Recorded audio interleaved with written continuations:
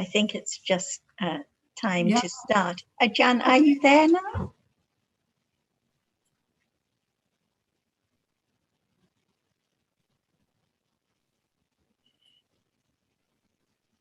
Maybe you can start, Nina, and... Okay, yeah.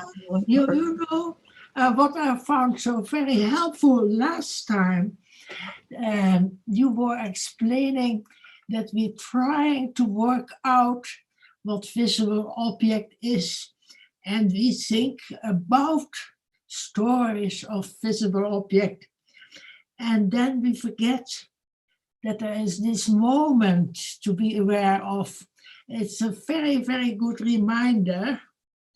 And also, there was another point stressed that about words, whether words are important. And it was explained that when there is the understanding of reality now, no words are needed. And another point, sada or confidence was stressed as a condition for direct awareness. But this is not confidence in the conventional sense, but it is the purity of citta. When that is more and more, when that grows together, this right understanding, it can be a condition for direct awareness and understanding. These are the points I found helpful.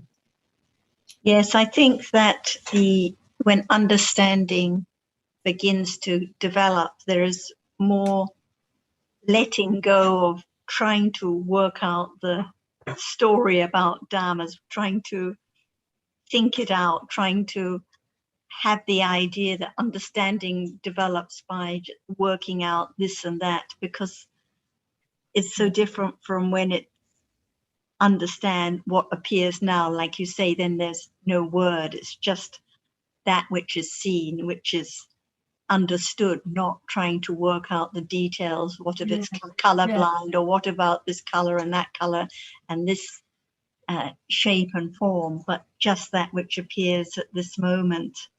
So it's quite different from the usual trying to work it out. And I think that's the same with nimitta or any of the other topics. It's when we try to work it out, instead of understanding more, there's just more and more fog and confusion. And the sada, I think, like you say, it's referring to the purity of the citta and the aspect of being clear from akusala when it arises. And it can only appear when the understanding is strong enough. But as you say, it's quite different from the conventional idea of just confidence. And I like that Ajahn stresses very much the letting go. Yes. Let go this or that's a very important point. And this is nekama. When there is nekama, there's letting, it's nekama parami that develops with understanding, letting go, and just understanding what appears. So letting go of I who can do this or that, or can try to work it out. So the letting go develops with understanding. And this is the characteristic of nekama, just the renunciation of akusala at this moment, the aspect of letting go. Yes. Yes, good point. สวัสดีทุกคนค่ะ Sawadika, Ajahn. How are you, Ajahn? Ajahn. ค่ะ สวัสดีครับอาจารย์ครับ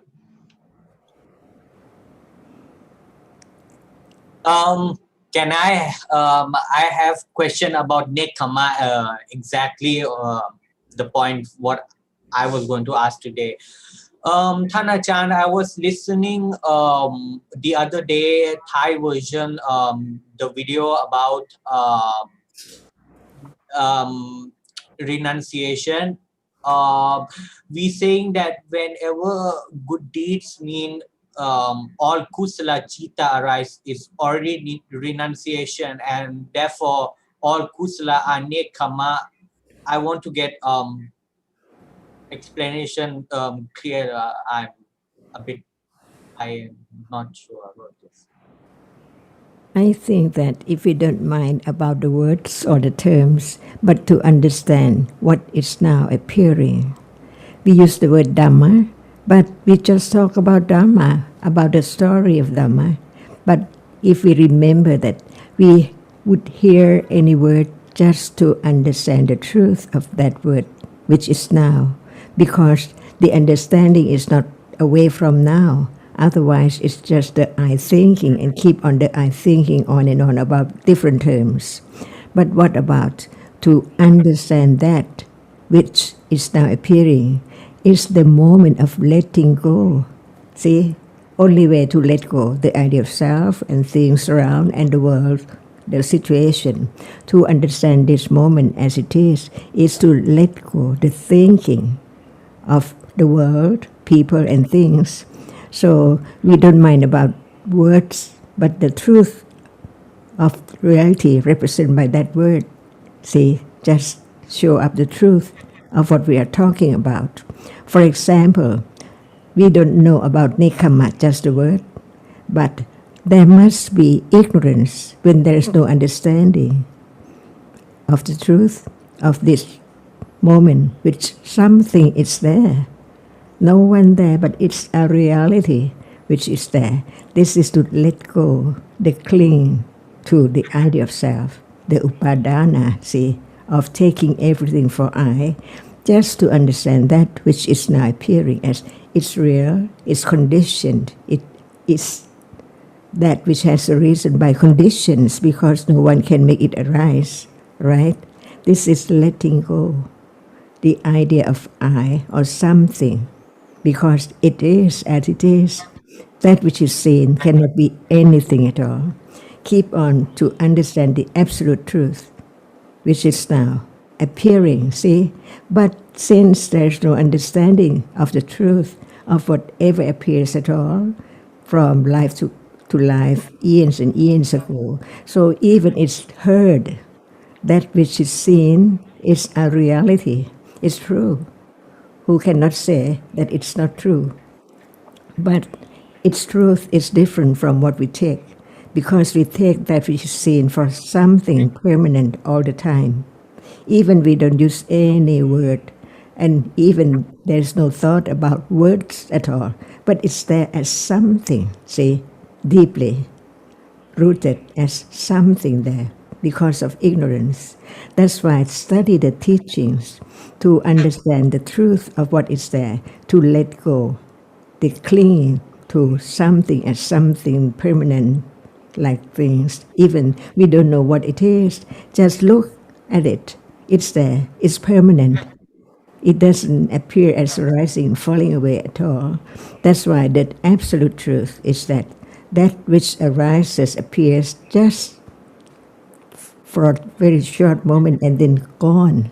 And panya, right understanding from the very beginning, letting go the idea of something and continue to develop the understanding of no one knowing it from hearing more and more about it. So the word nekama, see, to understand that actually it is the moment of letting go from the very beginning, wrong understanding of that which appears, until it can let go the idea of self permanently, absolutely, never arise at all. Thanachan, but when you saying, I understand when arise and understand that it's Dhamma and letting go the ignorance and idea of self little by little. But when you say all good deeds are renunciation, what kusala without panya, what it let go? This is the thinking again about words, see.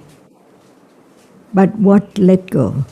What can perform that function of letting go? No one, but what is that? Not just the word letting go, but what is the actual reality which let go. Avijja cannot let go. Attachment cannot let go. Only right understanding, letting go, wrong understanding, little by little, about everything in life which is now appearing in a day, very naturally. And we just keep on trying to let go. It's wrong. And think that, oh, when will it be the moment of letting go? It's wrong. It has to be from the very beginning of understanding what's meant by letting go. Wrong understanding and ignorance, see? So it's not just I try so much, so hard to let go, but the understanding, just a moment, let go the wrong understanding, little by little. Because in a day full of wrong understanding and ignorance, that's why a moment of understanding is moment of letting go. No one there. Otherwise, we just think about the word letting go, what is it, and how to let go. That is wrong. Not how to, but understanding. So the point is to understand. No one knows self at all, but wrong understanding is conditioned from hearing and wise considering until it can understand little by little, letting go little by little of ignorance and the idea of self. No doubt about letting go. See, no matter what degree, whether it's very weak or very strong, it's now the moment of letting go. No. No one understanding begin to develop. Usually when we talk about letting go, it's referring to the letting go that leads to the development of the path. So it's referring to the Nekama Parami with understanding that from the very beginning begins to let go of the idea of self, the idea of something or someone or anyone who can do anything. So it's true that at any moment of kusala, at moments of dana or metta, there is nekama, there is a renouncing of akusala at those moments. Sati is there, other sobhana factors are there, and sada is there, which is clear from akusala, but it's not the nekama that leads to the path by letting go of the idea of self from the beginning. So in the Buddha's teachings, it's always referring to the path, the development of understanding, which leads to the development of satipatthana, and to the path, which leads to the eventual eradication of self and or akusala.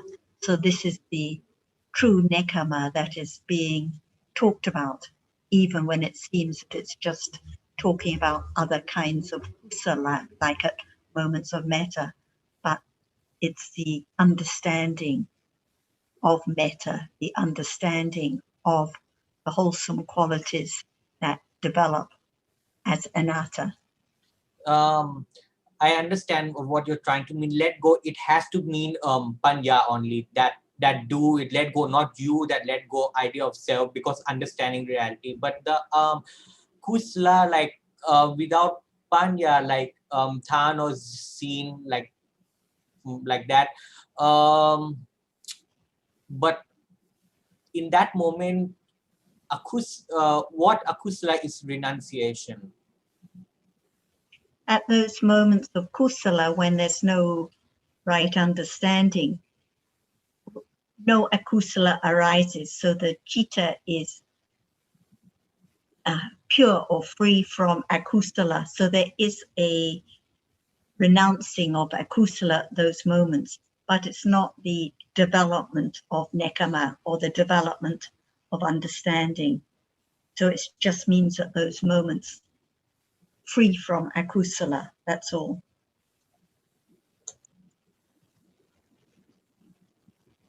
Because we can say also that characteristic of all kusala is renunciation. all good deeds renunciation.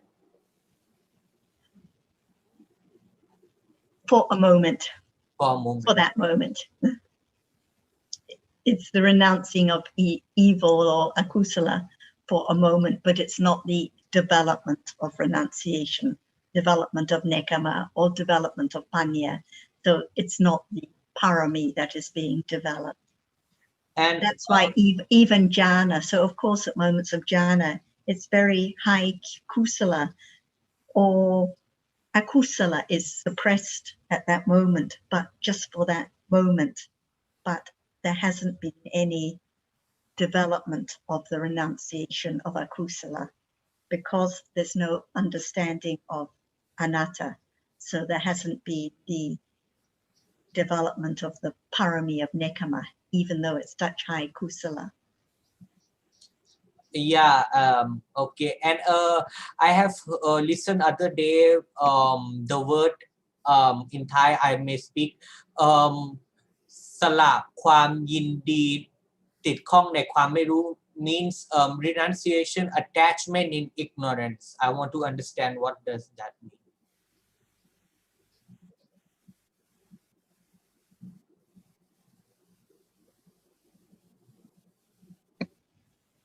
What was the context?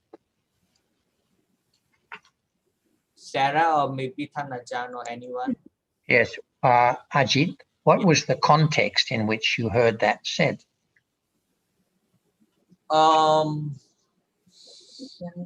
Actually, okay, I have to go look back. I also didn't. Well, it depends very much on the context, what was meant at the time. But I think Ajahn would say, well, let's not get too caught up over the actual wording. But of course, the real giving up is with panya only. Yes. Yeah. But it may be possible to talk about giving up that is not like with panya, it's just kusala, but the real giving up is only with panya. That's the only reality that by itself can perform that function. Yeah, like because of ignorance in an attachment, when we talk about self and all that, because there is ignorance and attachment wrong view in that idea. So renunciation, attachment in ignorance of reality, right? Am I right?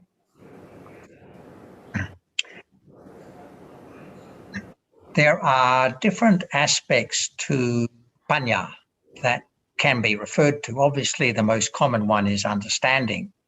But when we talk about the sense of urgency, that is also a reference to panya.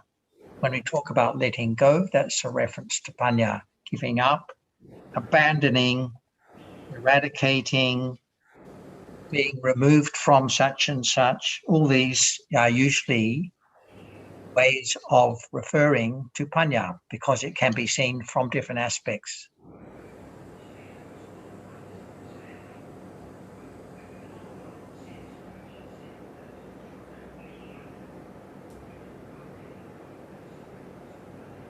Than Ajahn, maybe any further from your view?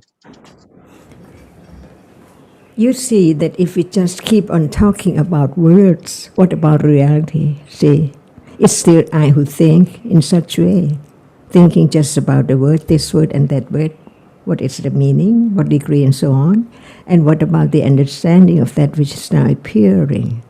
As it is, only this should be understood because actually it's so very difficult, it seems like impossible to experience the truth of the reality which just appears. See, only the word only appears now. It cannot be anything, but there is the idea of something all the time. So one understands truly that it's just that level of understanding, not enough yet. As long as one just think about other thing instead of listening to what is heard, as it's only that which appears. See, That is the intellectual about it, understanding. It's that which is now appearing. But what about panya? Not enough at all. That's why we keep on listening carefully to really understand how much ignorance has been accumulated. No matter the word Dhamma is heard all the time, but not enough yet. That's why I keep on talking about that which is now appearing to understand the nature of it. What about sanya, cetasikana? See, no thinking about it at all. Should it be known as not self as well? Yes. When? See? By conditions, not enough panya yet. And when there's no letting go or giving up at all, how can there be the less attachment to I unknowingly all the time?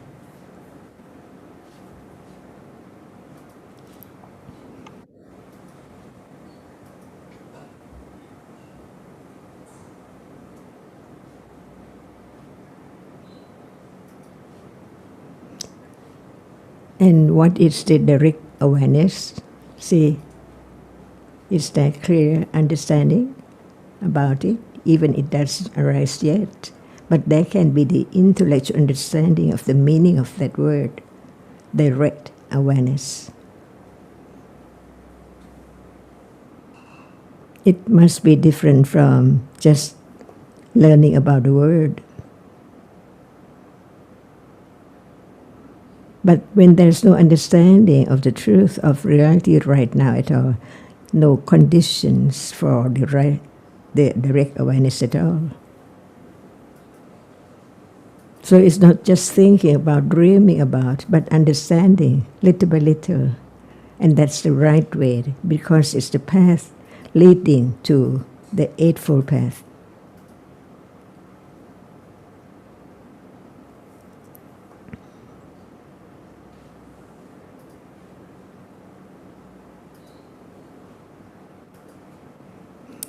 Is that thinking right now? Yes. Feeling? Yes. Remembering? Yes. Not known yet, see?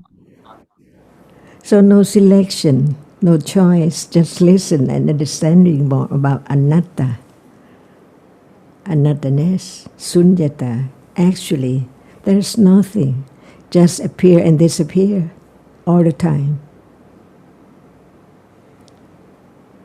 So no self, no one, no thing. Only different realities, condition, arising and falling away, rolls on all the time, very fast, very rapidly. Impossible to make it different from the way it is.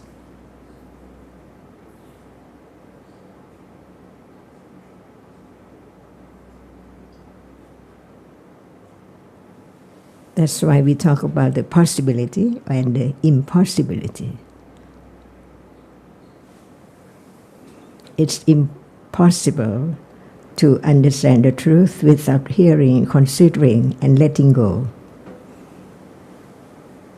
It's not I, so it is not known that now at this moment of panya, it let go.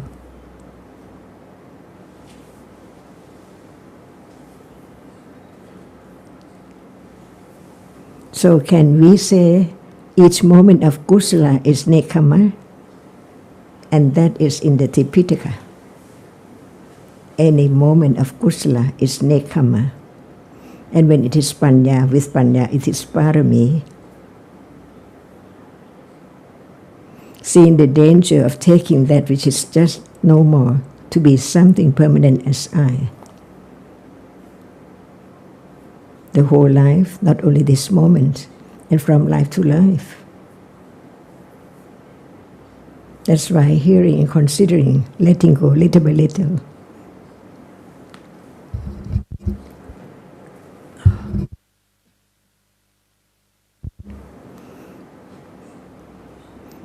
So all kinds of kusala is letting go, nekkhamma. But when it is with right understanding, it is parami.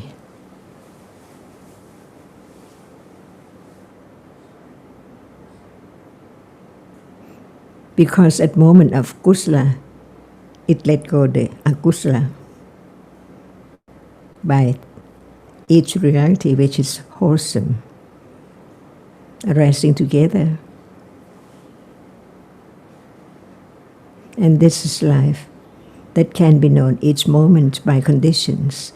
In order to understand Dhamma, it means understand what appears at any moment by conditions, no selection, no choice. It can be now, depending on conditions.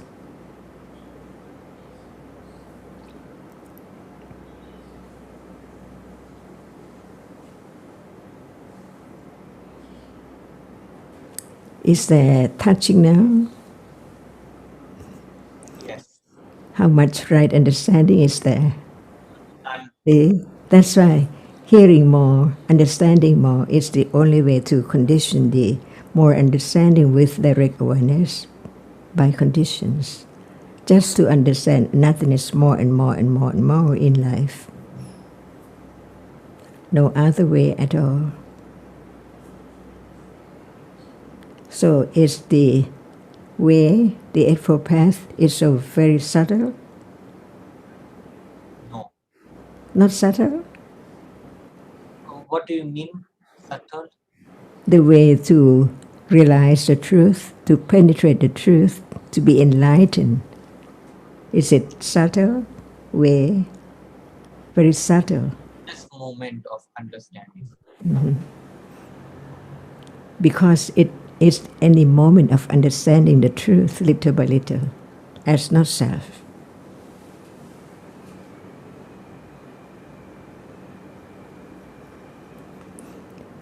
It's kind of relief, not trying to do anything, but understanding by conditions, listening. And when there is understanding, it condition the pleasant moment by conditions to know the truth, to understand whatever is there as it is. It's not me, it's not self, it's nothing. Just appears and disappears from moment to moment, from time to time, all day. What were there in the morning, not now, never to arise again.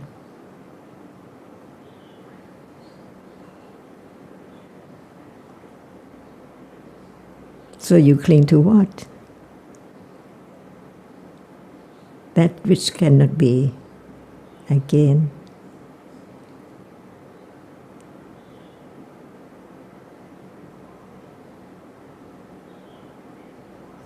So the question about, do you have legs? See, it depends on understanding.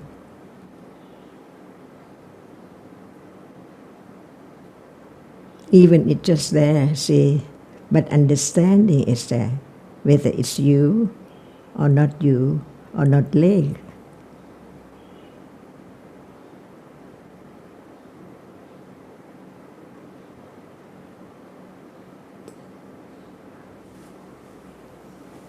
Is it good to know the truth? See?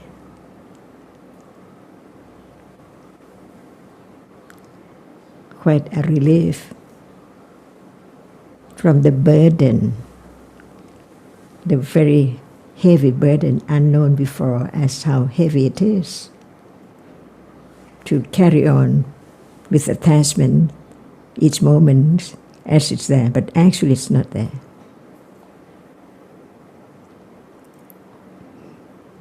So what is more dangerous than COVID-19? Wrong view. See?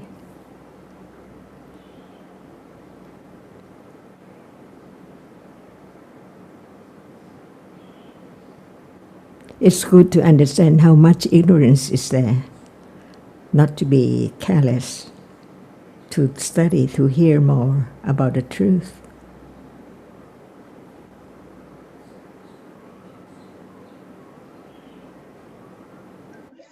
Ajahn, can you say something about attachment as the second noble truth? The second one is this moment, not far away at all, but it cannot be seen as the cause of all dukkha, because dukkha means the arising and falling away of realities, not in anyone's control, the way it is.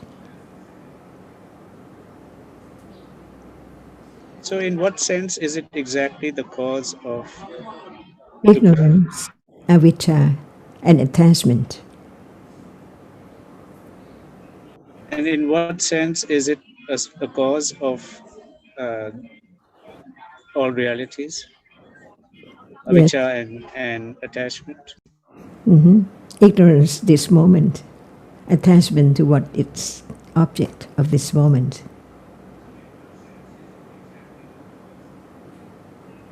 So very quickly, If there's still attachment and all that, samsara has to go on and on. yes, because it covered up the truth of that which arises and falls away now, because it is attached to the next one, which follow the other one, the previous one which has gone instantly. So who can see that that one is no more, that it appears and then gone very fast. Very fast. See, and attachment is on that which is the object after that, after that, after that. After that object which is gone. The new one is the object of attachment again. So it conceals the truth of that which has gone forever.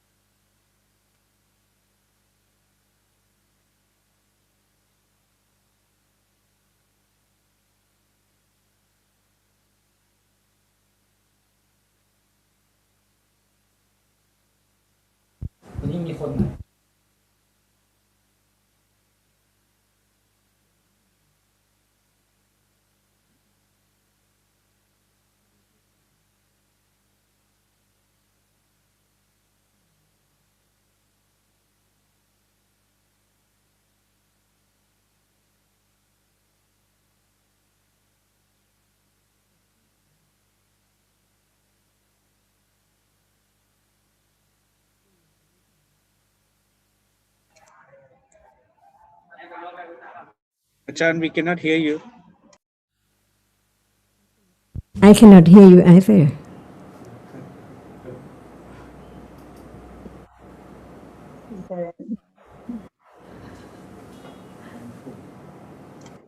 Ajahn, my question still stands. Haji mentioned that attachment is the cause of suffering, in the sense that so long as there's still attachment, there's continuing rebirth.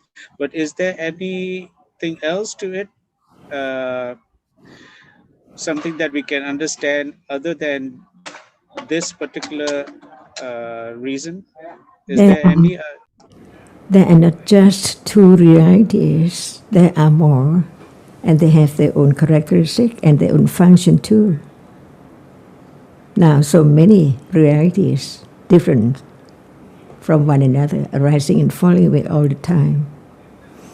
For example, feeling is there all the time, unknown. Sanya, remembering, is there all the time, unknown.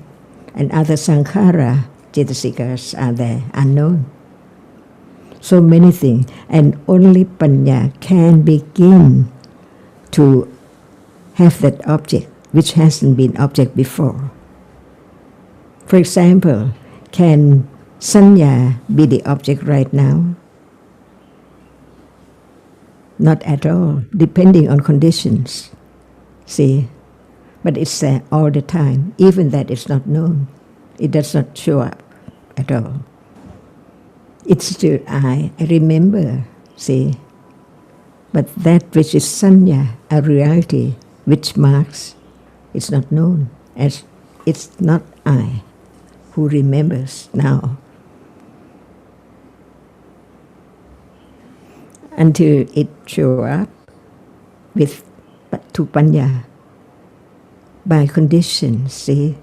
So unexpectedly, all the time, what would be next moment? What is the object of what moment of that moment, and how much understanding is there at that very moment? Because now it develops on and on and on. No one knows when will it be conditions for that which arises and experience an object, like sanya or vedana or whatever.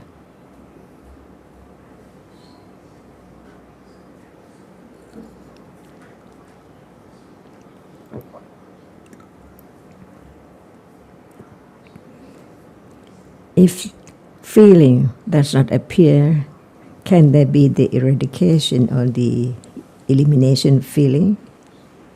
That's not self at all. See, this is why it's quite a long, long time to go from moment of letting go, little by little.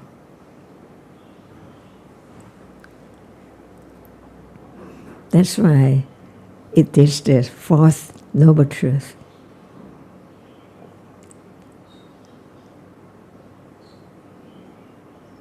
I think it's just that the clinging and the ignorance is now clinging all the time to what's gone or what hasn't arisen now, and ignorance of what is appearing. So the truth isn't known. So the truth is always covered up. And because the clinging clings on and on and on, so this is what perpetuates life on and on and on. But it's referring to this moment because the clinging is right now. But unless the truth is fully understood, that's how life continues with ignorance and attachment on and on and on. So this is why clinging and ignorance are the cause of all kinds of arising, all kinds of dukkha from moment to moment, life to life. But it's back at this moment because the clinging is now, even though it's referring to how life and the arising and falling away of realities is from life to life. But Sarah, from your description, the same process of life going on and on happens even for an arahat before parinibbana. Yes, but the difference is because in the case of the arhat, there is no more ignorance or attachment that is covering up the truth. So the truths are fully revealed that whatever arises in life is dukkha and foul and so on, and no more clinging to life, no more clinging to any reality arising anymore. So no more conditions for further arising at the end of that life, because the full four noble truths have been fully realized. The Nibbana has been fully realized. All ignorance and attachment have been fully eradicated. So this is why they are the Four Noble Truths, and this is why the Buddha taught about them in the first sermon after becoming enlightened, because this is the way out of samsara. And so that's why the fourth Noble Truth is the path leading to the end of that which before was seen as being satisfactory and permanent and under the control of self.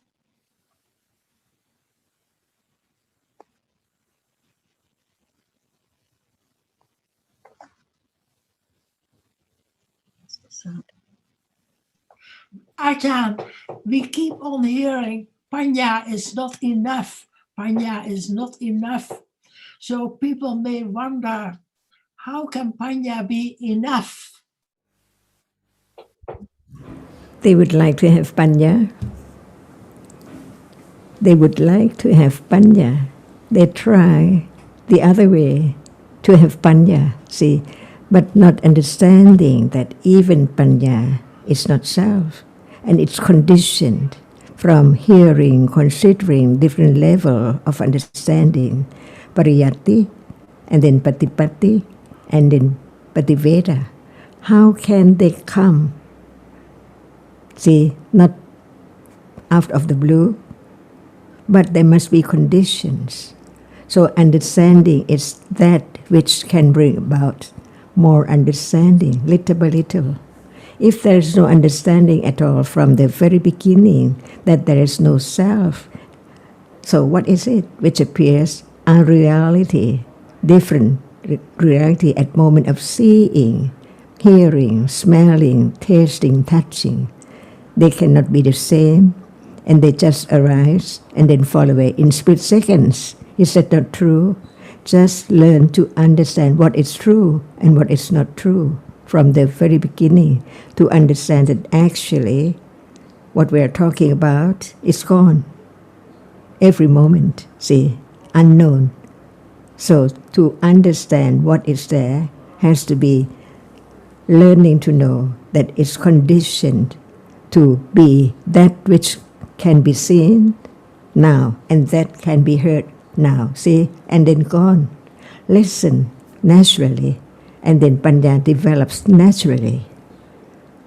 And this is the only way, because it's not just try to stop everything, do not sing, do not see, do not do this and that as before. That is wrong, because no understanding of the truth that even that is a reality, not me, but it's wrong, not right. Because it cannot be done by attachment, clinging, wishing to have it. But the understanding itself, at moment of understanding, it letting go, little by little, comparing to that which has been accumulated from eons and eons ago. So it's just like before. You can smile, you can sing, you can do anything. Not you, but conditions can condition what is there unknowingly, because it's already there by condition. See, no one can make it different because it's gone instantly. Just understanding it by hearing more, considering more, little by little, until the convinced intellectual understanding will condition moment of direct awareness. Just as natural, like now, like touching now, see, hardness is there. If there is no understanding that it is not anything at all, it's not a table, it's not a leg, it's not a hand, but it's hard. Beginning to understand more and more, to have more confidence of the truth. And it's not you, see. Buddha pointed out what reality is there.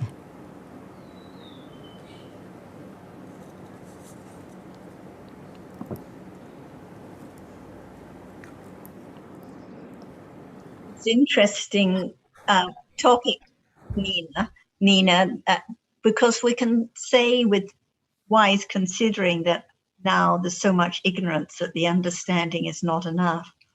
Or we can say understanding is not enough with clinging and wishing to have more, and the idea at the back that I should be able to do something. So it's not a matter of the words, but the understanding. I mean, as you see, the more we actually understand, the more we know that ignorance, because the more profoundness of Dhamma, when we start to know that there's so much ignorance, the more you know that ignorance is there.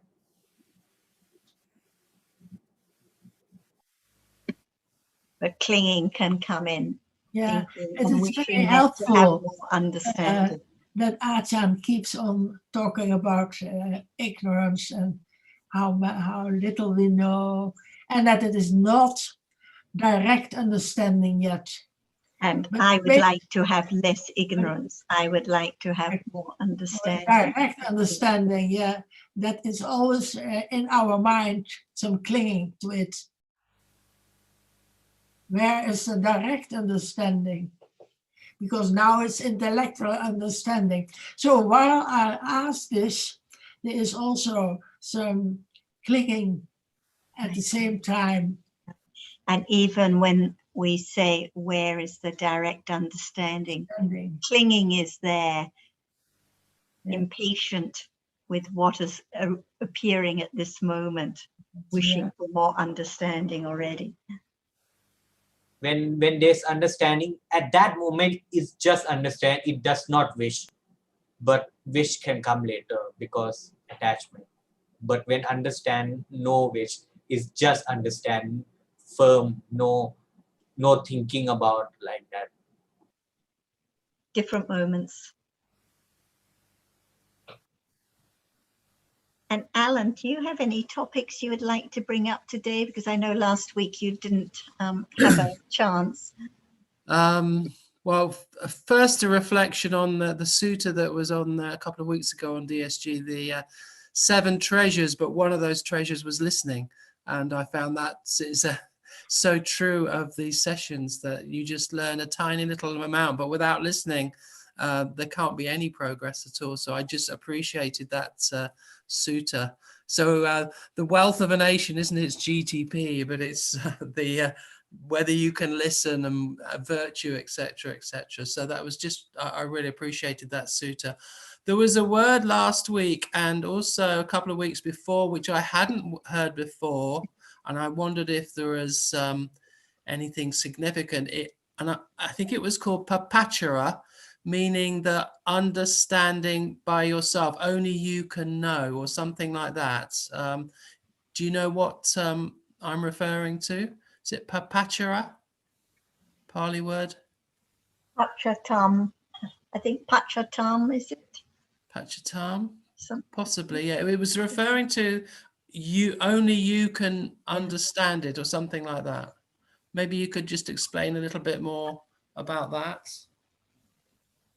I'm sure Ajahn can add more, but I think it's just referring to how it is no one else can reveal the truth. It's each has to understand for themselves. Each has to be, the Dharma is the island. So for each island of Dharma has to be found.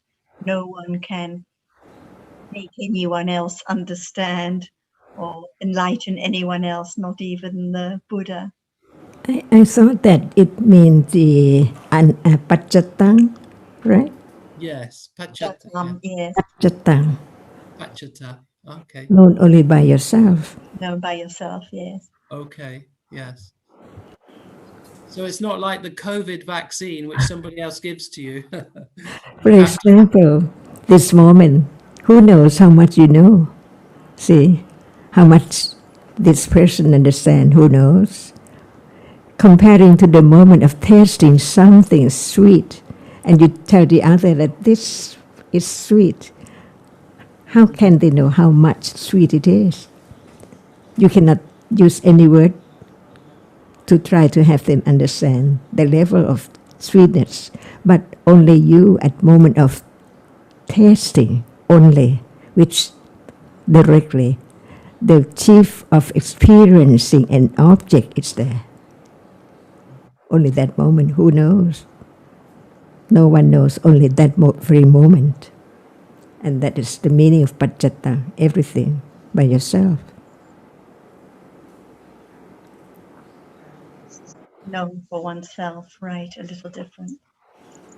Actually, if I may say, there's the word there, it's really composed of 2 words, pati and atman, so it's by oneself. It's very famous because it's in the tribute to the Dhamma when we say Swakato Bhagavata Dhammo Sanditiko Kaliko Ehipastiko Opanaiko Prachatam Weditabo when you hear. It's recited by the monks probably every day. So it's each.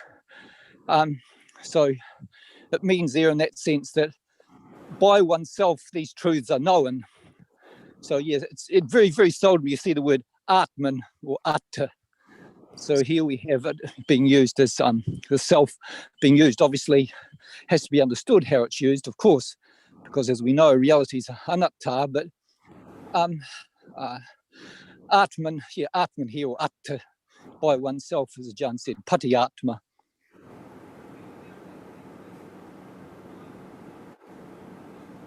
Thank you.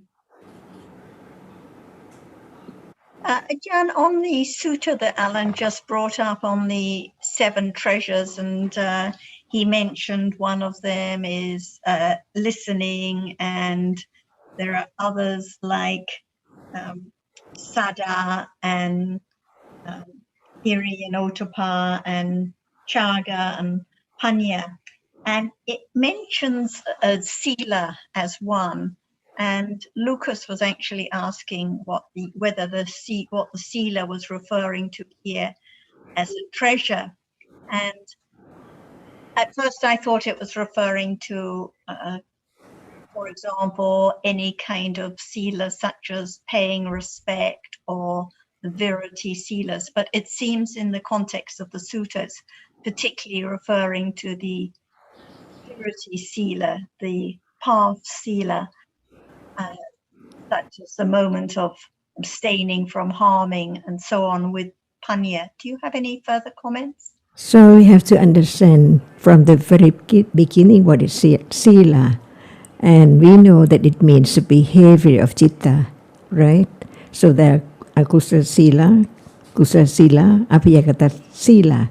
So any moment of what everyone does is Sila, Kusala or Apayagata for the Arahata.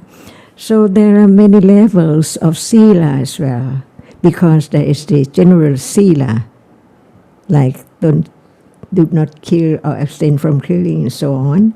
And there's also Sila of the Patimokkha and the Sila of Indriya, Samvara, see, at moment of direct awareness, see, to understand that which appears as it appears. So there is usually the word Adi Sila, see, not general Sila. Ati Sila has to be with Ati Samadhi and Ati Panya. They go together because they are Cetasikas which arise together. So it means moment of developing understanding is Ati Sila, because the other Sila does not have any understanding of the object at that very moment. So I think that here when it's referring to the 7 treasures, then it has to be referring to Adi Sila, because it's in the context of understanding and the true wealth in life. So as you say, different kinds of Sila and different levels of Kusala Sila. But in the commentary, it was particularly referring to the Virati Sila. So probably here to Adi Sila and the development of the path. Even though we can say any Kusala Sila is a treasure, but the real treasure is the Adi Sila. Adi Sila with Panya. Yes, thank you.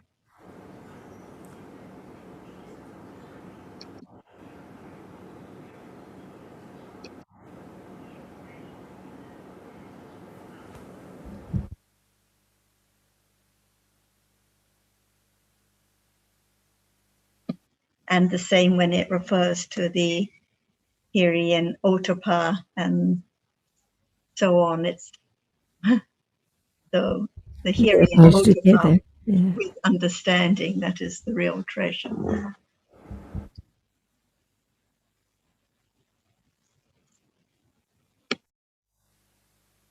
Anything else you wish to bring up, Alan, while you have the chance?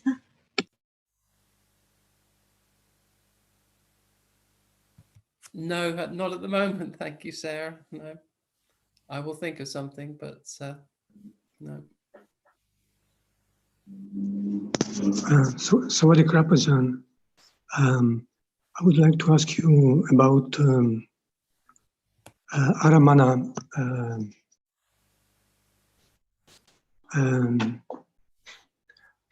Aramanupanisaya Pachaya,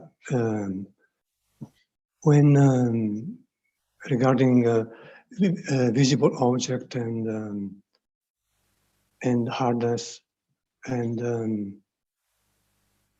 when although as Aramana Pachaya, almost any object can be the anything can be the object of citta, and visible object can be Aramanupanisaya Pachaya only for akusala citta, and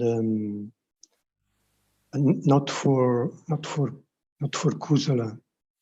And I was thinking maybe the reason is because the object of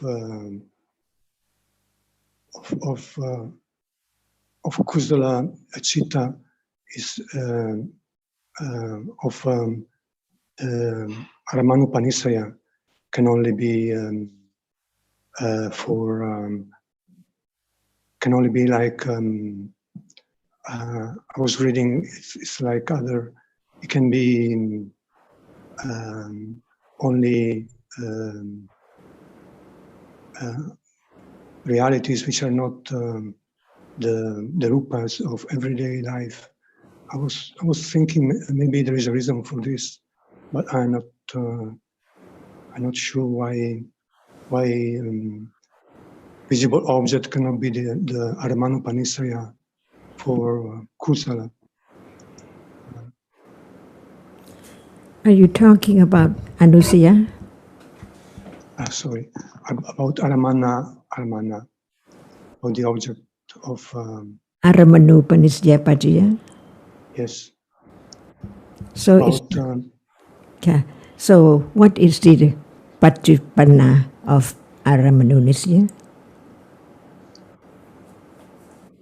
It's citta and cittasikas.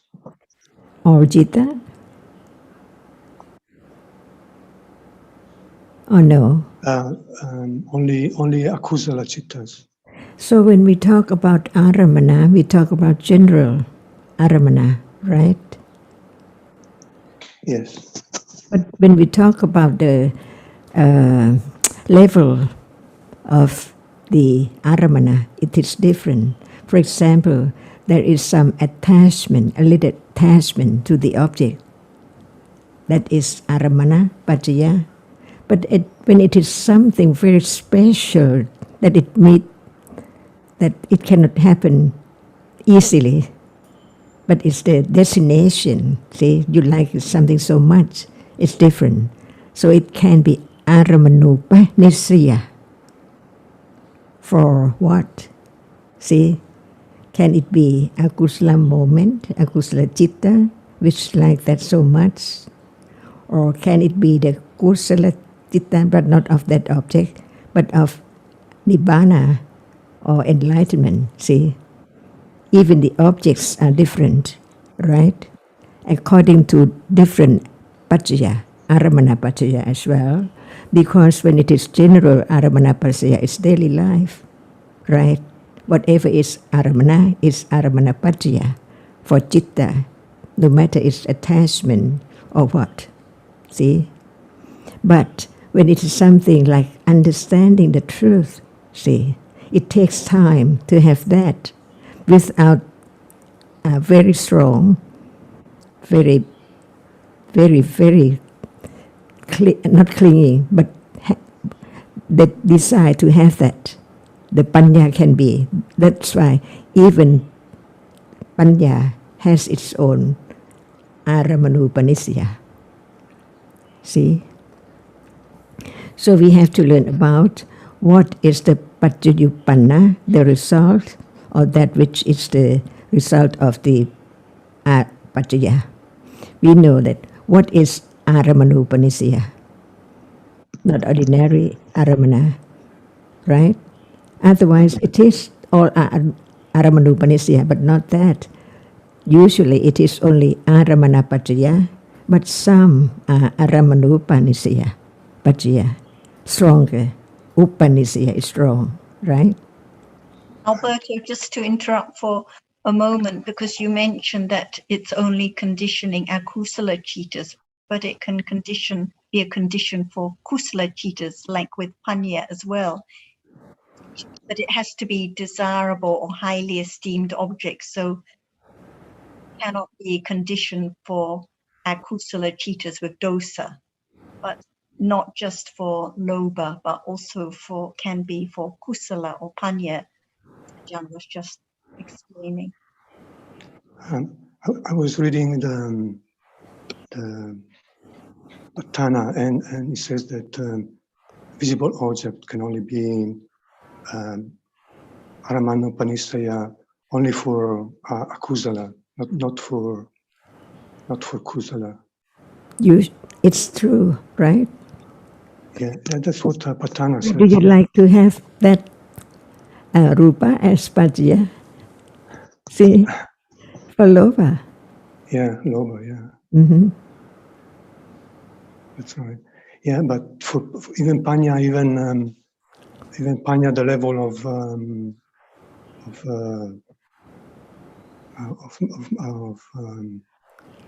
harat cannot have So visible object.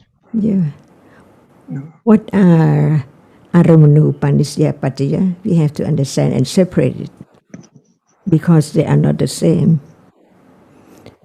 How many realities can be aramanupanishya pachaya? The pachaya first. Pachaya. What Rupa. Rupa has Pachaya. to be aramanupanishya for lobha. For lobha, yeah. Akusala. For kusala. Only for kusala. Is it right? Consider that when it is aramanupanishya pachaya, it is lobha which would like to have it so much. Otherwise, it is only aramana pachaya for lobha, right? But when it is aramanupanishya pachaya, lobha is so very strong to have it. So what are your aramanupanishya? See, you can tell, the other cannot tell, pachatang. What are the aramanupanishya for you now? See, yeah, I see, yeah. When you talk about coffee, it's only aramana pachaya. But when it's stronger for that particular object, it is aramanupanishya pachaya for lobha because so attached. That's why we have to understand the difference between the aramana pachaya and the aramanupanishya pachaya. Can everything be aramanupanishya? Or it is only just aramana pachaya? Who knows? Only you, right? You cling to that so much that it's your own aramanupanishya pachaya. But for the other, it is only aramana pachaya. Right. Is that right? The difference between aramana and aramanupanishya. Yes. Yes, I think I got it now. Yes, thank you. Thank you, John. Do you have a particular instance in mind of what you thought would be Aramanupanishya Pachaya for Kusala? Yeah, I was thinking about like Vipassana and Vipassana Jnana, even at that stage, any rupa is not still Aramana Pachaya, but not Upanishaya, Aramanupanishaya Pachaya. Like everyday rupa in everyday life.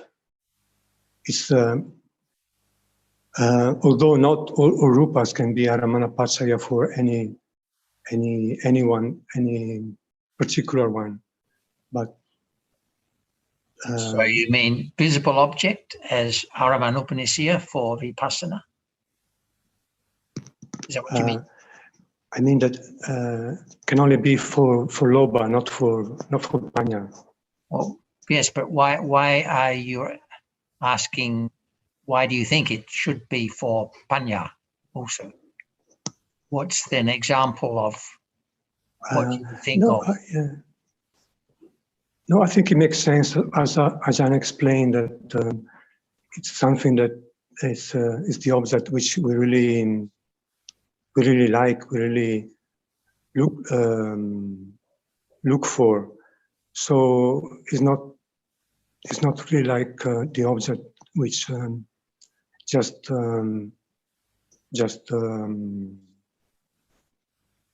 is the object of Panya because of not because of trying to have it or because of liking, but just because of it's there, it arises, and therefore is the object of Panya.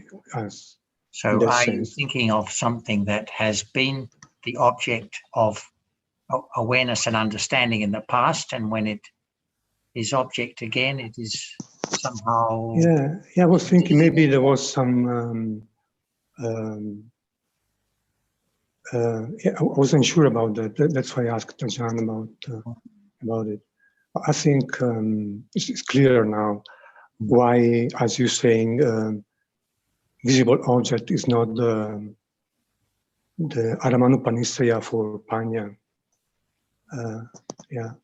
Even if there is a strong accumulated tendency for that to happen. Yeah. I think it's an interesting point, because I mean we read about how past kusala, like the sila or the dana or something, can be Aramanupanisya Pachya for kusala to arise, reflecting on it or something. But Ajahn, I would have thought also, like Alberto, when we talk about Upanisya Gochara, for example, that it would refer to how visible object, for example, that is understood again and again, and is a condition by way of Pakatu Upanisya Pachya for understanding of that object again and again.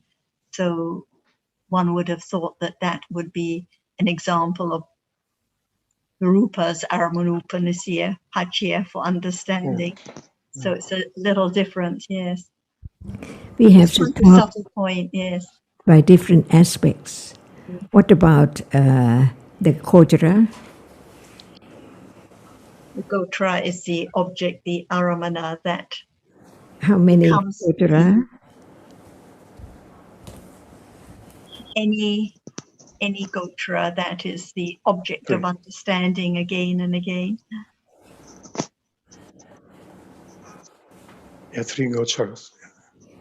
Upanisya Gochara and Araka Gochara and Upanibandha Gochara. And the Upanisya Gochara sounds a bit like Aramanupanisya, but it's different. It cannot be visible object. It's Upanisya Gochara, but not Aramanupanisya.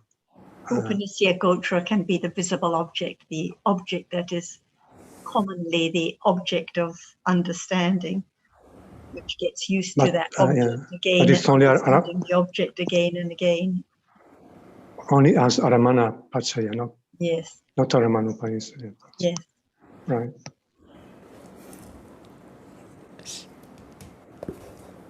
That's why we have to talk just one word at a time. What is Aramana Pachaya and what is Aramanupanisya Pachaya? See, is Lopa Aramanupanisya Pachaya? Lopa Mudacita, is it Aramanupanisya Pachaya? We talk right from the very beginning. about the difference between the Aramana Paccaya and Aramanupanisaya Paccaya. What are they? What about the Rupa? See? Can it be Aramana? Can it be Aramanupanisaya Paccaya? Like we just talked about?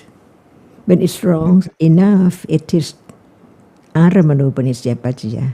But when it's not so strong, just ordinary, it is Aramana Paccaya. Is that right? Because of the word Upanisaya Paccaya, strong.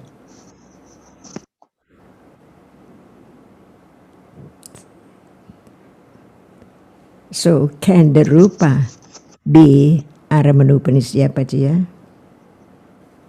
Yes, for Loba. For Loba, see? Can Dosa be Aramanupanisaya Paccaya?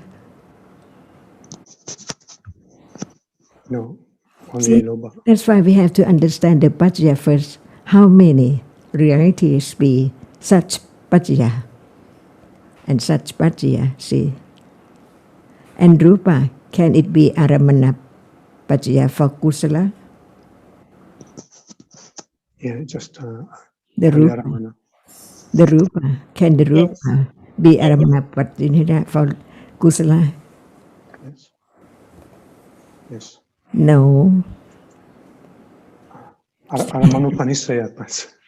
Not As for Aramana Kusala. Paccaya. Not for Kusala, see? But Yeah, for, just as because of attachment, see? So attached to that Rupa. So can it be Kusala when there is so much attached to that object? That's why when we study the Paccaya, we have to understand the Paccaya first and the Paccayuppanna Dhamma, that which arises from that Paccaya. I think you said as Aramana, so the Rupa can be Aramana Paccaya, the object of understanding, but Any not citta. Aramanupanisya. But when it is Aramanupanisaya, the Rupa Cannot cannot be. be. Yes. Yeah. right. Because of attachment, see, so strong, so it cannot be Kusala. Just one word at a time. The Aramana Paccaya and Aramanupanisaya Paccaya, beginning from the Rupa. Can the Rupa be Aramanupanisaya for Kusala? No. But it can be Aramana for Akusala. And can the Chitta be Aramanupanisaya Paccaya? Yes. See, just study from the book, one word at a time. Why not or why? Possible or impossible? For now, be sure all kinds of Rupa cannot be Upanisya for Kusala at all.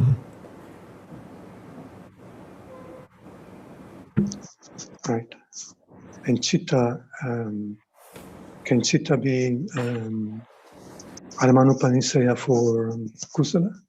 Yes, how many Akusala Chittas and what can be Aramana Paccaya and what can be the Aramanupanisaya Paccaya? Right.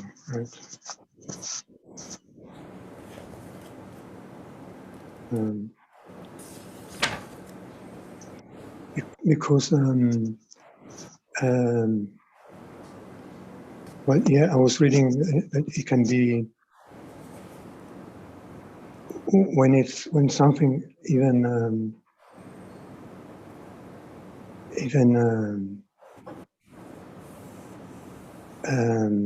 Akusala can be Aramanupanisaya Paccaya for Kusala, but only I don't know. Sorry, I'm not sure. I have to check that. Sorry, I'll take that back.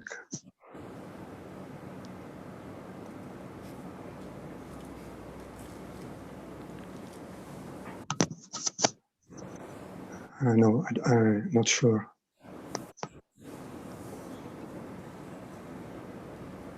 Do you like to have moha and dosa? Not particularly.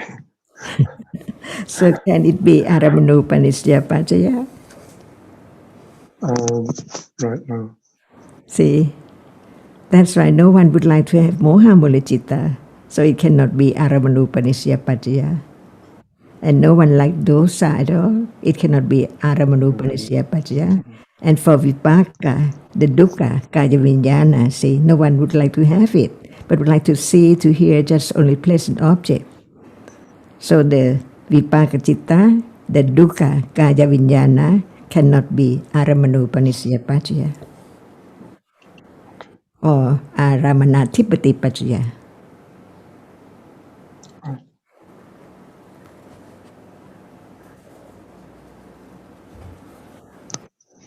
And this is by way of Atipatipachaya.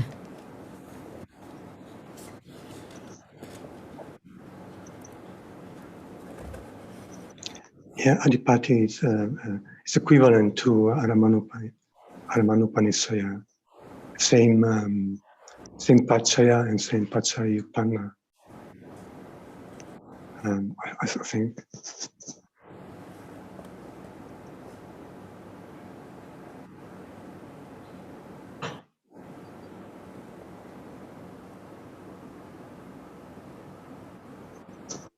There's also another Aramana Pachaya, which is Aramana Purajata Pachaya, which I think refers only to the rupas, which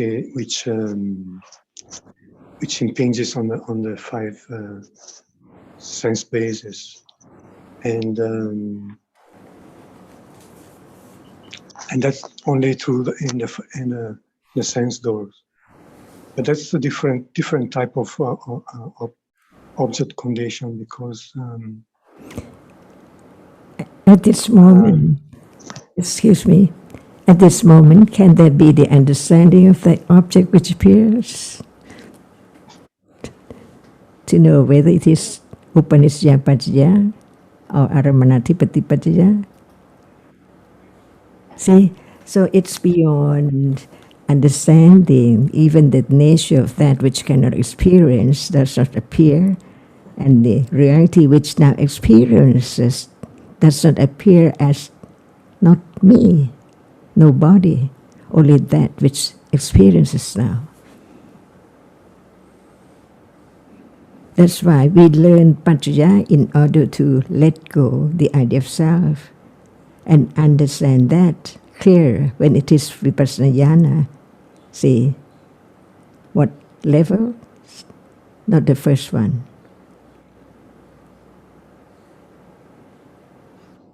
right.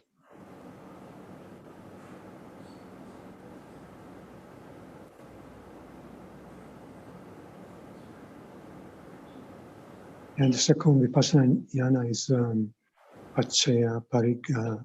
Yes, after Nama Rupa Paricetta Jnana. Right. And without the understanding that all dhammas are conditions, no condition to let go, because all reality are conditioned. Whatever arises must be conditioned. And this can let go a little bit more from understanding firmer about the truth. But it's not the moment of thinking about the term or the word, but the understanding of whatever is there is conditioned comes from more confidence on the paccaya, that there are many paccayas for a reality to arise. Alberto, if the visible object hadn't already impinged on the eye sense, right now there couldn't be seeing of it. So this is the Aramana Purijata Paccaya, the visible object that is seen, that has to have already impinged. Otherwise, no seeing at this moment.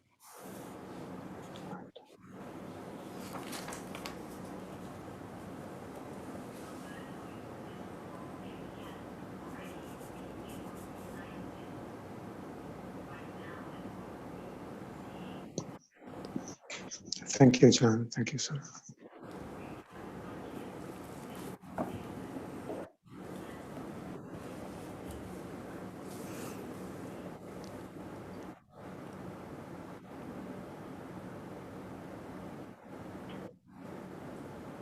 Why does one have attachment arising very often in a day? Because it's been arising in the past as well. Anantarupa nisyapajya. See, All right. because there's always attachment to the pleasant object more than just the simple one. See, that's why whenever there is attachment to anything so great, it's because of the accumulation of anantarupa, like in that aramana, so it becomes the anantarupa nisyapajya.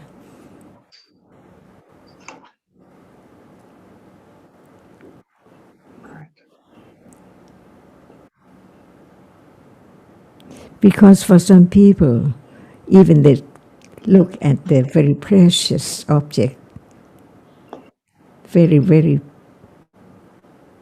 expensive diamond, no attachment, no clinging, see?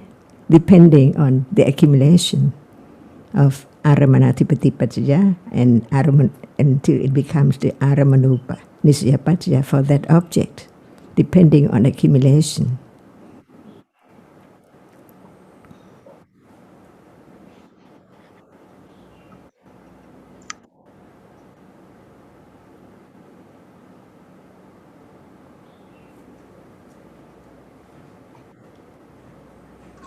Ajahn, I don't understand about this Anantarupa Nisyapacha with regard to attachment. Since the object is changing all the time through the 6 doorways, how can attachment arise again and again due to Anantarupa Nisyapacha? What is the meaning of upanisyapajya? Habitual, by habit, accumulated habit. Different accumulation, different like and dislike, until it becomes one's habit. But habit towards a particular object I can understand, and habit because of past accumulations for attachment to so many objects through all the doorways, that I can understand. But I don't understand how, say, one moment I'm attached to visible object, another moment I'm attached to sound. Is that also because of Anantarupa Nisyapacha, as you were saying? It is just explaining the degree of attachment or accumulation. For example, you don't like everything equally, like you like some more than the other, right? And some is so great that you think of it all the time and would like to have so much. See, do you like diamond? If not, what do you like more than usual? How come? So you're actually talking about attachment to a particular object and thinking about it over and over again with attachment. Is that Because it? you see that whatever is the object of attachment, there is more condition accumulated just like that, so great more than the others. That's why people are different by different accumulation.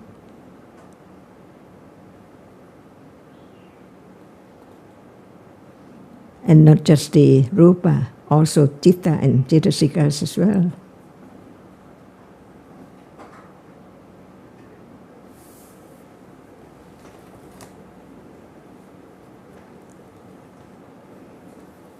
Without attachment, can anything arise? See, and what condition attachment? Ignorance. See, So as long as there are ignorance, there must be attachment and other akusala.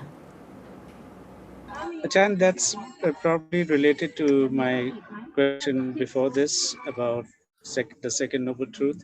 When you just said without attachment, can anything be arise? What did you really mean? Actually mean?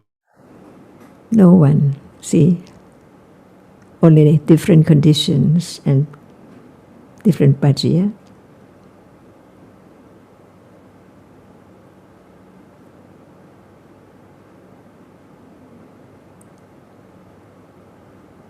So we are talking about what can be the object of attachment so much to become one's own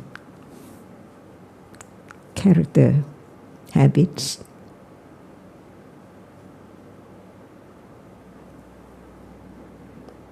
Not by choice, not by will, but by accumulation as Upanisya Pajya and Aramanatipati Pajya.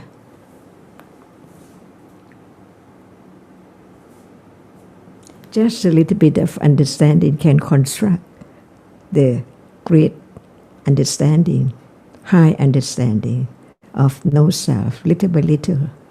This is the way. Very subtle. Who knows that this is a moment of leading to the development of understanding what is now appearing as what one has studied before.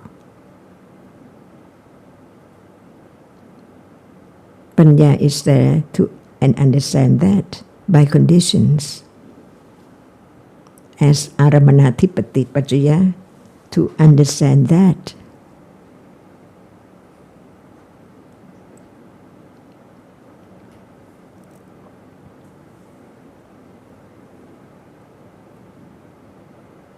That's why we listen to the teaching, because of Pajya as well.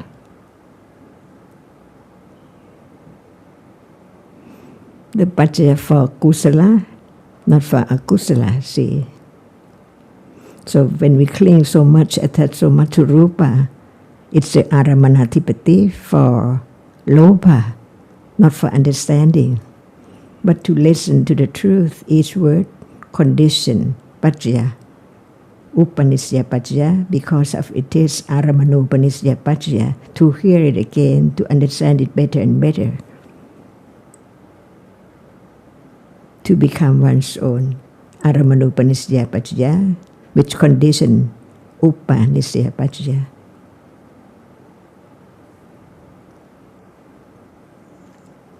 Ajahn Sujin, I think the Anantarupanisya Pachya is similar to Anantara Pachya, which refers to how one chitta conditions the next. And when it's Anantarupanisya Pachya, it refers to how it's a strong condition for the next one, like Loba now is a strong condition for next So one. how many Upanisya Pajya? Well, there's Aramanupanisya Pachya, there's Anantara Upanisya Pachya, there's Upanisya Pajya. They are different. Yeah, different. But I think because you were referring to the Anantara, Anantara is very common. So it's just referring to each one that is a strong condition for the next one, It is strong enough to condition the next moment. Next one, yes, that's so what it is Anantarupanisya Pajya.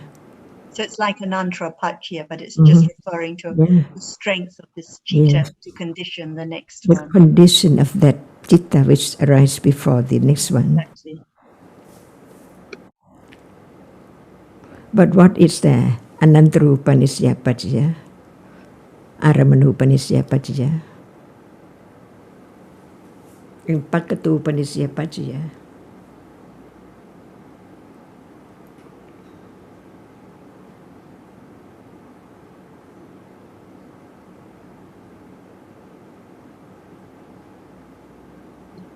And I just want to make a comment because I can see one or two names who I think are quite new to the discussions, and I know all these terms will be very confusing. So I just want to make a general comment that the point of studying these details is not to remember terms and labels and names, but just for the understanding at this moment that whatever arises in life, the chitta now, the chaitasikas now, the rupas now, whatever life is at this moment arises because of many different complex conditions, conditioning the reality now to be just the way it is.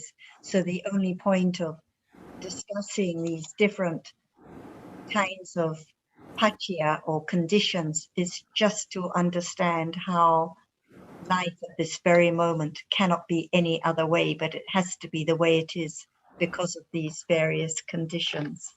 So it's not a matter of remembering the terms or the labels, but gradually by understanding more about the reality now, there's more interest to understand the way that life is conditioned right now.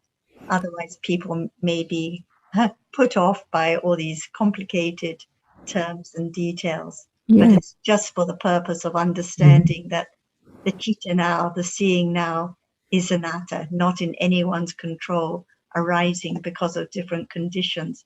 The attachment that, or the annoyance that arises now, seemingly out of the blue, arises because of these different conditions. That's all.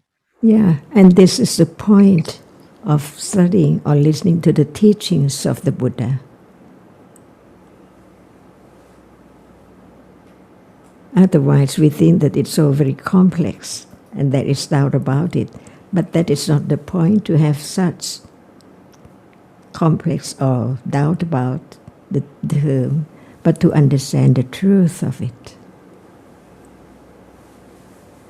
One by one, from word to word, like paccaya, and then each one, what can be paccaya, just to know that no one there at all.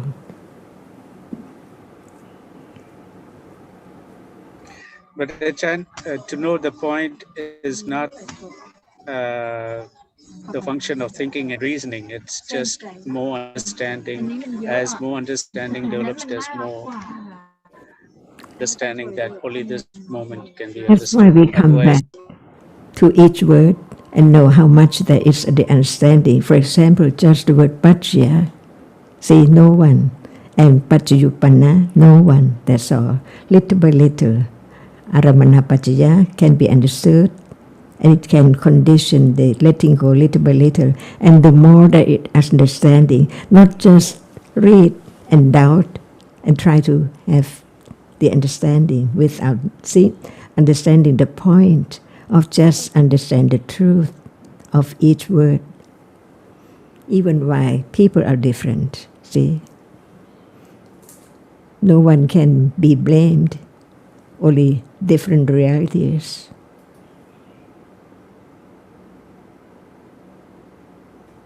It can condition more compassion, see.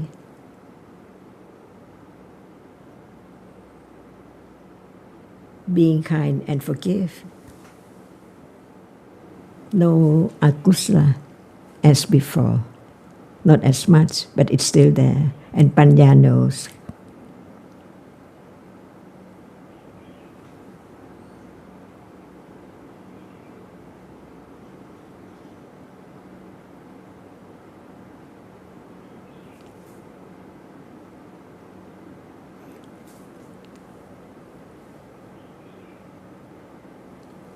Maeve, did you have anything you would like to bring up today? I was just waiting for a little gap, and maybe there's a little gap here. Thanks, Sarah. Hello, Ajahn. สวัสดีค่ะ Ajahn, when Alan was talking about the 7 treasures and he mentioned listening, I was reminded of an experience recently where I was having problems with my car and I had to wait for a mechanic to come. And while I was waiting, I listened to a recording of one of our discussions. And so I was just standing in the street, and there were people around, and just everyday life. But I was struck by how, and you were speaking for quite long periods of time, and I was struck by how what is my habitual way of thinking and looking at a situation, etc., how it was actually interrupted by listening to you in a situation outside of the meeting. And I suppose why I was reminded of that by what Alan said was that it really seemed to be a very valuable experience.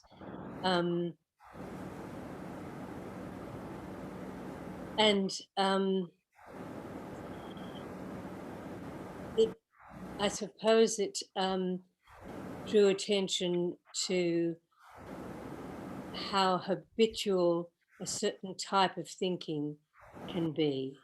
And I suppose there's a lot of attachment to thinking in a particular way. And there can be moments when, there is remembering something that you have said or has been read, etc. But the conventional thinking is a very strong habit.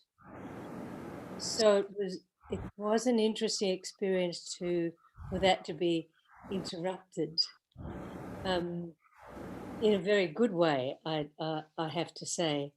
But I know that it's not possible to walk around listening to a recording of our discussions all the time. And so I'm just wondering about the role that reminders play in the development of understanding. Because it can seem that the reminders that we are in our lives are maybe not strong enough to elicit the remembering of the Dhamma. And I know that this is sounding like there's a how to do this in there, and I really don't want to. I don't want to say that.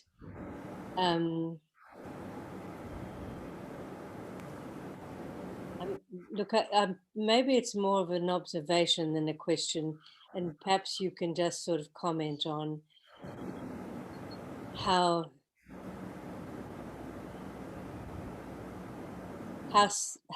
some sets of conditions seem to be much more conducive to, I suppose I'd have to say, paying attention to the Dhamma than others. I would say they're all gone. They are all gone. See? What about now? The truth is just actually no one.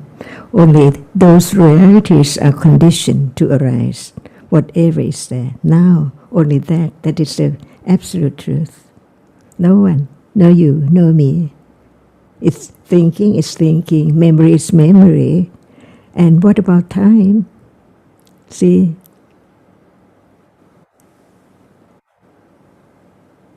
Is there time? Or is there no time? Or what?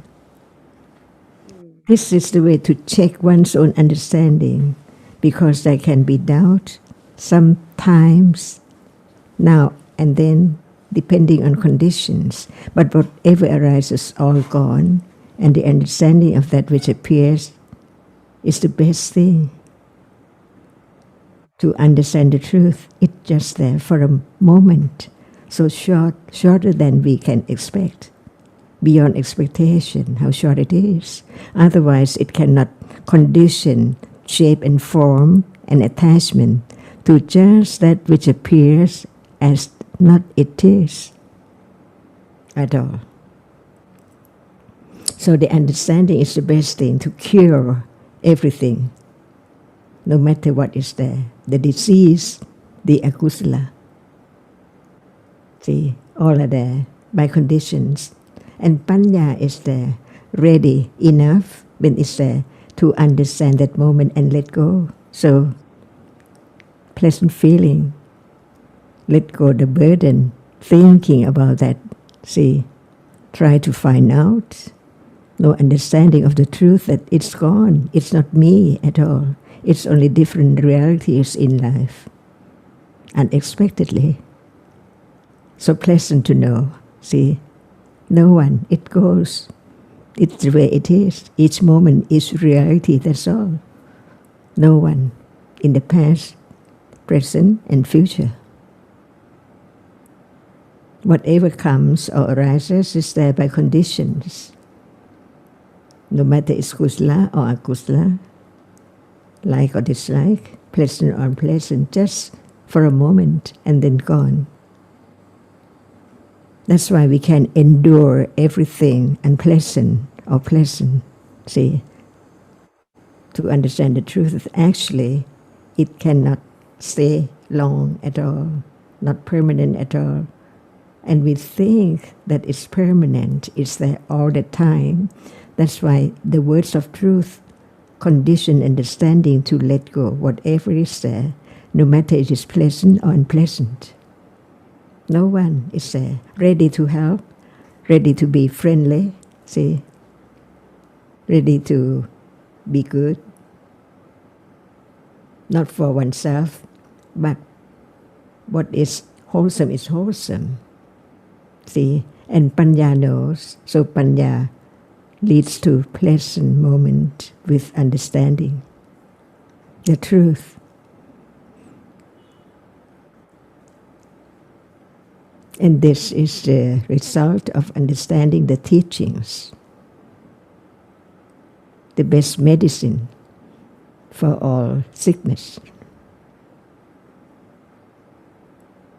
As long as one takes it forever or something permanent or say, it tortures oneself, see, of wrong understanding that is still there, but actually nothing left at all, completely gone.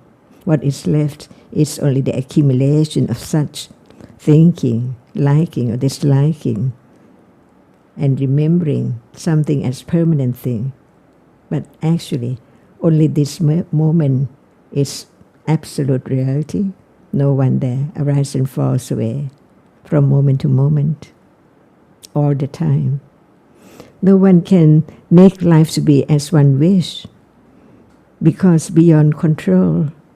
Everyone would like to have pleasant moment, but what is there? By conditions to be unpleasant for a moment and then gone. So what harms oneself is wrong understanding and ignorance.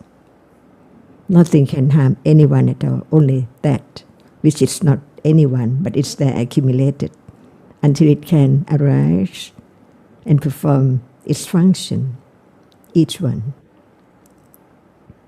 Gone. See, everything is gone.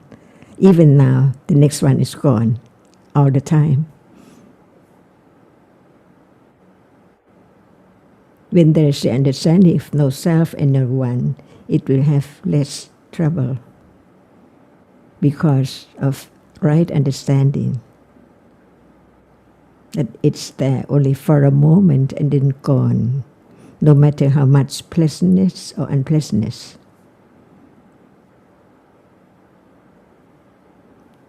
And no one can have this understanding at will at all. It depends on conditions. It just arises when it's there, accumulated enough to condition each moment unexpectedly. See, so right understanding of reality, which comes from listening more and more, condition the moment of thinking about the truth of it any time to bring about the direct understanding later, because of understanding that which appears as it is, not as before hearing about the truth. Everything is such the same, seeing is the same, hearing is hearing, thinking is thinking, but no understanding. And when there is understanding enough, it can understand directly that which appears as it is, or beyond expectation, because of the anothernness, everything. Just for a moment. And Ajahn, the other thing that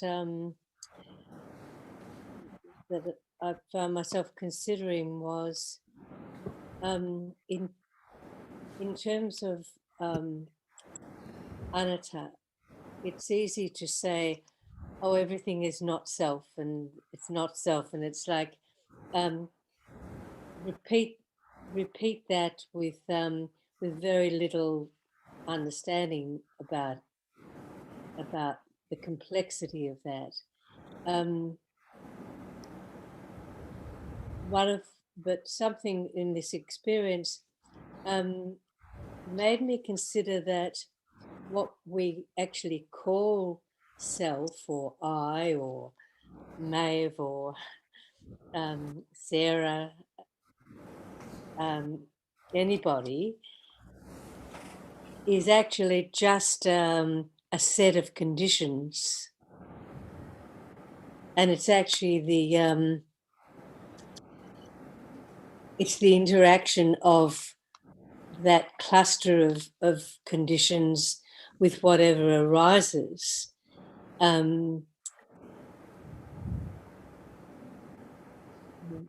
That actually enables for whatever arises, whether it's understanding or ignorance. But I found it actually quite helpful to not think of I as being apart from the conditionality of everything, because it is sometimes easy just to think of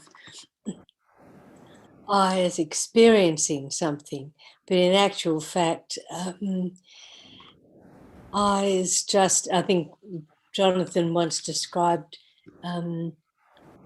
referring to a human being as just being a label for chitta and jeta. Well, it's also a label for a set of conditions. And that was thinking that was actually quite helpful in just getting a glimmer of how there cannot be a self. Not that there isn't, but how there cannot be a self. What is more accumulated? See? So there are conditions for such to arise more, but when there is the understanding, it begins to develop. So be confident on the truth that actually this moment is not previous moments at all. Nothing can stay.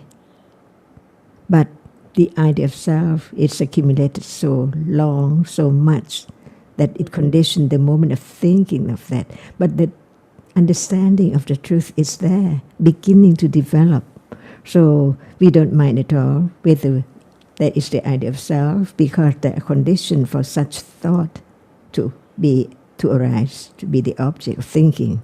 But the truth is that, what about this moment? Seeing is not the thinking. Seeing is not the idea of self. It's only that which arises to see, that's all. See, everything is conditioned, that's all. So this life is conditioned by previous accumulation of previous life. And this life will condition next life. See, and we cannot know what will be. in next life at all. But there must be conditions from this life too to condition it. That's why accumulate more and more understanding from hearing and considering. We don't know when will it condition what would happen next life. See, but the understanding is there. And you see that before hearing the teachings, no expectation at all to come to listen to the word of truth. But by conditions, it just arises by conditions to hear this or that, on and on and on, more and more and more, by conditions, see? So develop the wholesome conditions and the understanding of no self, so that one day, no matter in what situation, thinking arises of the truth, and that moment is moment of understanding, see? Not moment of ignorance like before, little by little. To be brave enough, courageous, to know that actually there's no me, no I at all. We cling to different realities, which is there because of ignorance. So the best, highest, true refuge is Buddha, Dhamma, and Sangha.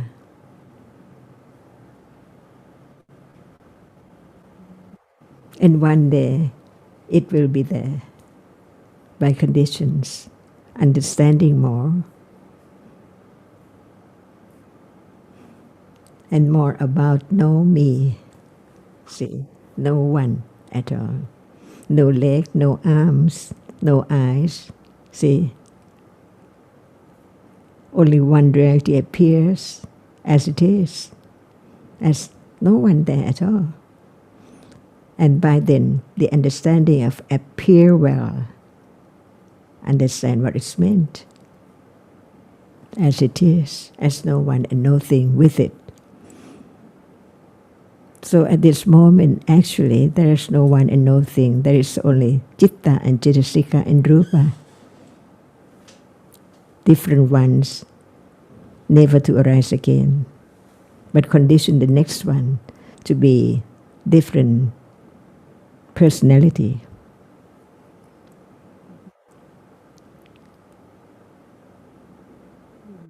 Just live to understand the truth of this moment.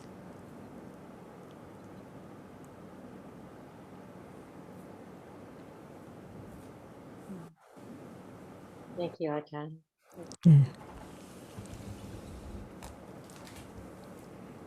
It can be known. It can be directly experienced from intellectual understanding. To understand the moment of touching, it's hard. No one there, nothing there at that very moment.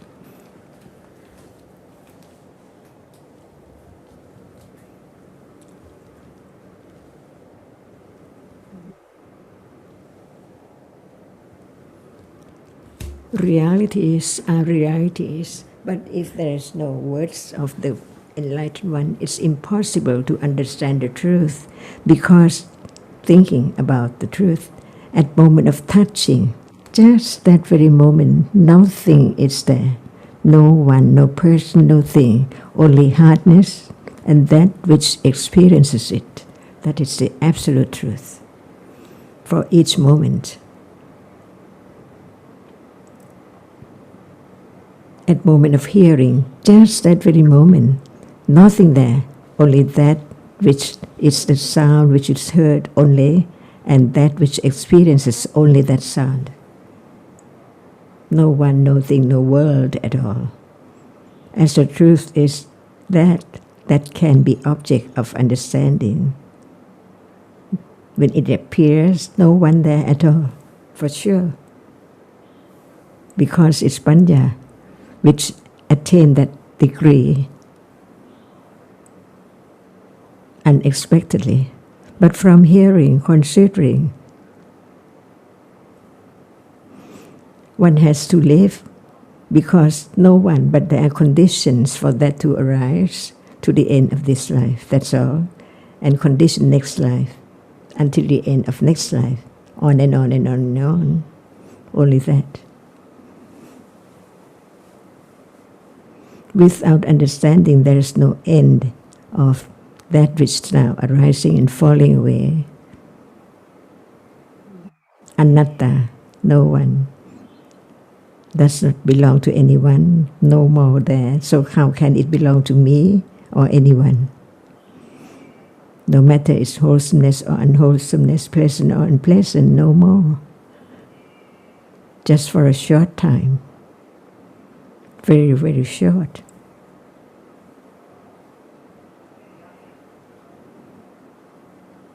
So just enjoy if we simply say whatever comes with understanding, conditions.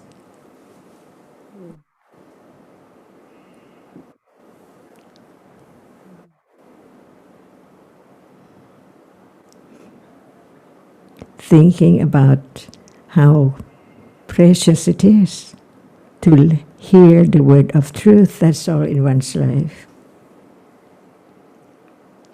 The most precious thing beyond anything. No me, no one, no eyes, no legs. Is it true? So true, see, because it can be object of understanding when time comes.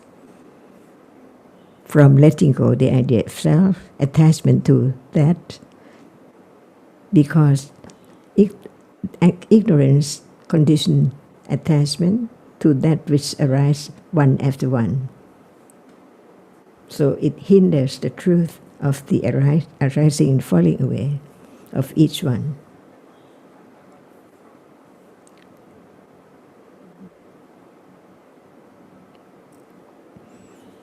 Next moment is just like this moment, see? And next moment in the evening in Thailand is just the same as now, see? What is conditioned to be is just like what is now. Seeing is seeing, hearing is hearing, thinking is thinking. Different ideas from the difference of each moment of different objects. That's all.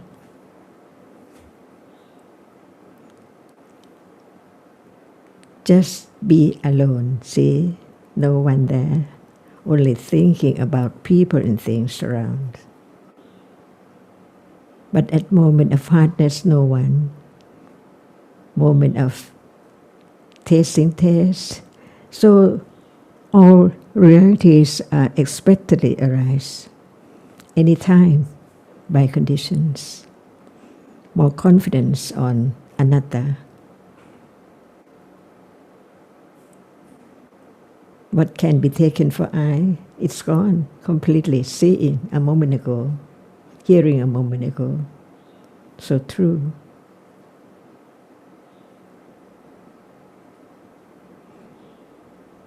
And so it really does become clearer, like Alan said, how listening is a treasure.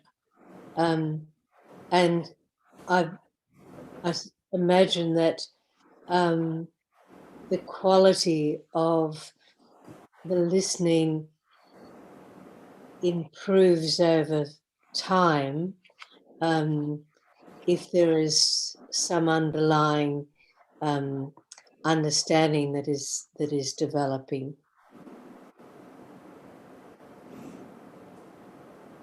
Not just listening to the words as you often say. Mm. You know that you surprised me so much because we have seen each other for a long time, but you still are interested in the teachings, in understanding the truth, alone without the friends around who are interested in the teachings enough. I don't know, but I think.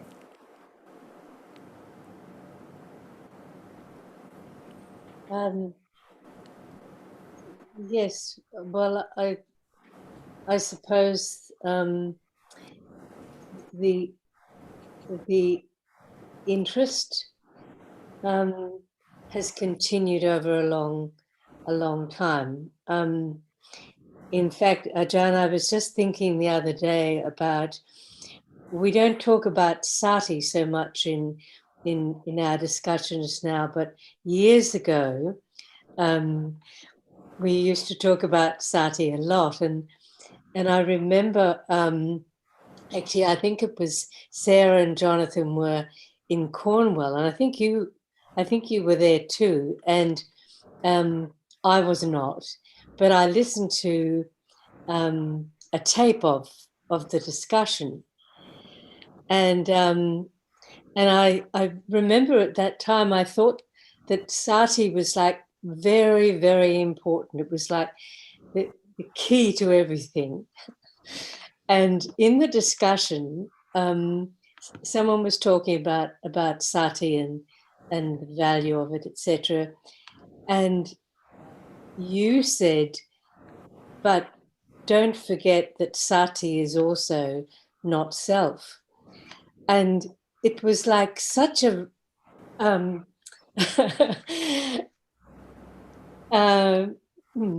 eye. It completely changed my thinking. That is a very long time ago, and it was just listening to a recording, but it was like a moment that the significance of that moment is what I think has carried the interest, perhaps I might describe it like that.